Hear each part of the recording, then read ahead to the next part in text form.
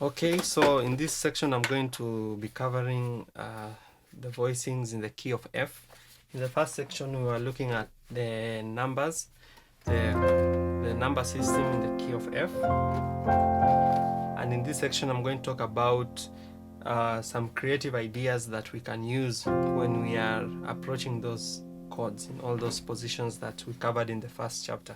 So of course we said that is chord number 1, the major 7th, number 2, the minor 7th, number 3, the minor 7th, number 4, the major 7th, number 5, the dominant 7th, number 6, the minor 7th, number 7, the minor 7th flat 5, or the diminished 7th.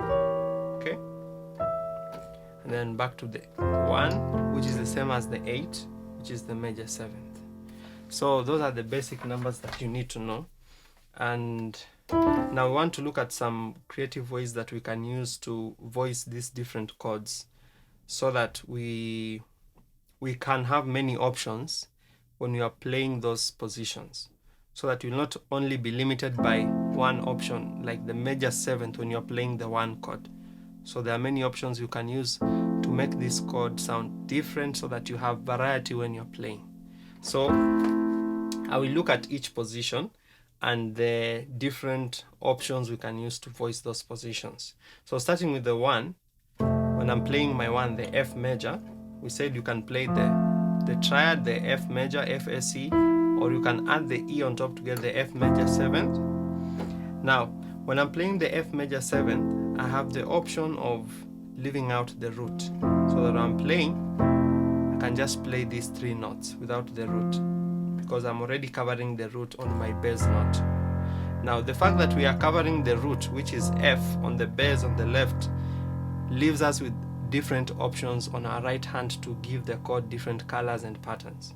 So for example, instead of playing the F, I can leave it out because I already have F at the bottom, so that I just have A, C, and E, which is an A minor, but with the F on the left. Okay?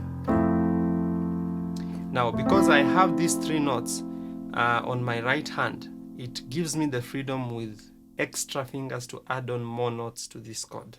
So with that F major 7th, I can begin adding the 2nd, which is the G.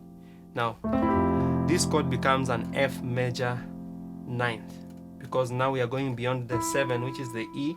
Now we are adding the G on top. If you look at the scale of F, the G is the 2, but if you count beyond the octave, beyond the 8, now we move to the 9. And then the A becomes 10, B flat becomes 11, C becomes 12, E becomes 13, and D becomes 13, and E becomes 14, then 15, if you come to the next octave. So the D, which is 6, is the same as the 13. The G, which is 2, is the same as the 9, when we are counting beyond the first octave. So now here, we have an F major 9th chord, because we are adding the G, okay? So that would be one of the options I would use. Now when I'm playing the major 7th, as we said, I can play it in any inversion. For example, I can choose to play it in this inversion, C, E, F, and A as my major 7th. So remember, this is the F major, and then you add the E to get the major 7th, and I can leave out the root, which is F, so that I have a voicing which is rootless, so which is now C, E, A. So I'm leaving out the F because I already have it covered on the left twice. And remember, on the left, instead of playing F and F, I can play F, and then I can use any other voicing, okay, any other note to adjust my voicing, so that I'm not repeating the same F at the same time. So I can move my F up to a G or to an A, okay, and then I have the option of adding the C here, okay. So that's my F major 7th, or I can add the 9 here, because I already have the A on the left. I can add in a different note. So the point is, I try as much as I can not to repeat the notes and look for any other notes that will give the chord a different color, okay.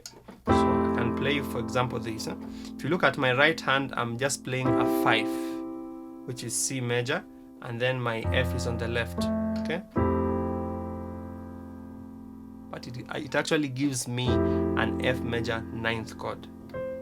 Now we can double up notes. For example, I'm doubling up the C at the top.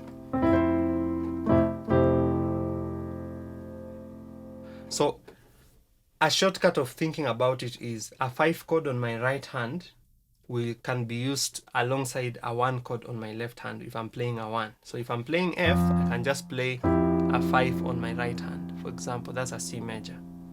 And I can play this 5 in any inversion. Okay?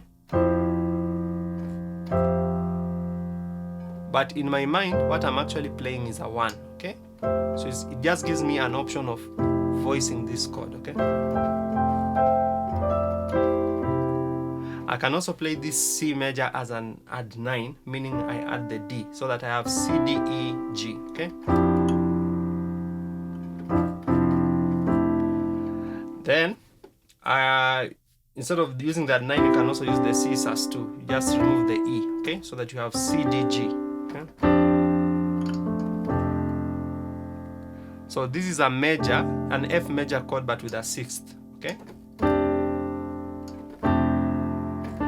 So now that D is dominating the color of that chord. Okay? Let's look at another chord. For example, when I'm playing a 2, the normal 2 is just the G minor 7th, G, B flat, D, F. Okay.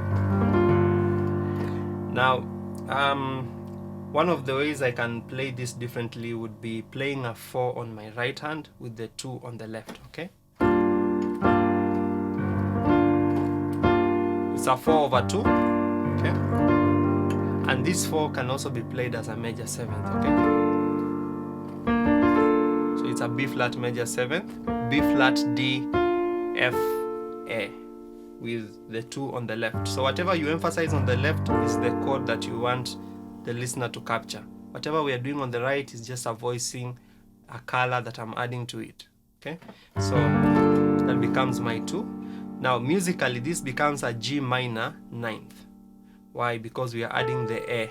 Okay, so remember, just G is 8 or 1, A is the 2 of G. So that becomes a G minor 9th, because we have G, B flat, D, and F giving you G minor 7, and then the A on top giving you the minor 9th chord. Okay, and we are doubling the G on the left. So I can play that or that. Okay. Now you can also adjust so that we play here a B flat. Instead of a major 7th, you can play that B flat sus2. Okay, B flat C F. You can add that D. Okay.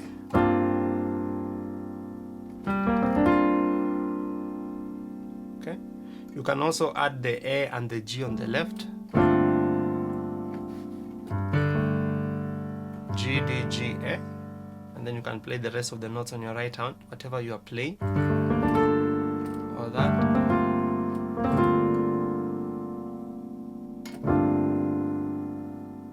So it all takes you using your ear to listen to the color of the chord you want to play. There's no fixed rule. You try adding different notes, and you train your ear to pick up what sounds right and what doesn't sound right. For example, if I add something like this chord can work in some situations when I'm playing a 2, but it depends on the song, because now I've started using notes which are outside the scale. For example, these are flat 6. Okay, so you have to be very sensitive to the notes you are adding to your chord so that they are fitting with the song. If the song doesn't want those notes which are off the scale, then you have to stick with the notes which are in the scale if you want to sound straight into the chord. Okay, now when I'm playing chord number 3, you said chord number 3 is a minor 7th chord, A minor 7th. Okay, S, C, E, G. And on the left, I'm just playing an A and an E.